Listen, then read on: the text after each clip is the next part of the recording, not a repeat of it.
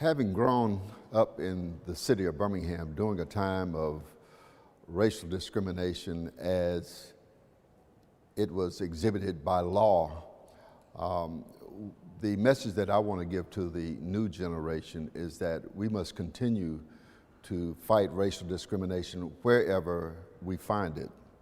And when I say that, to fight it, it's not a physical confrontation as opposed to an intellectual confrontation, to change laws to address current day issues that allow discrimination to persist.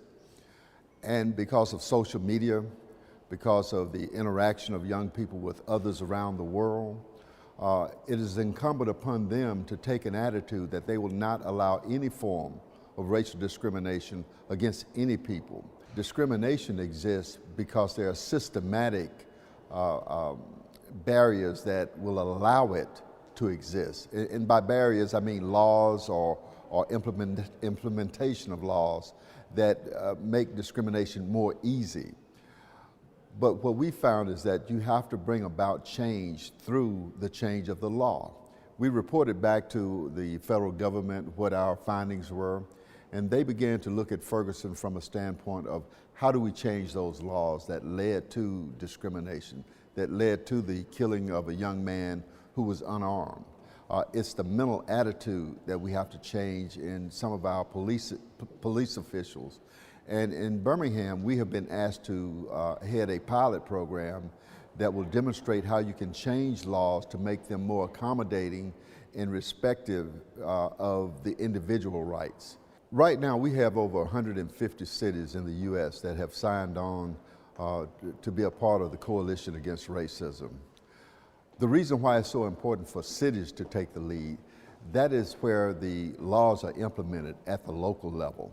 And mayors and local officials, they see on a day-to-day basis the issues that confront young people, old people, working class people.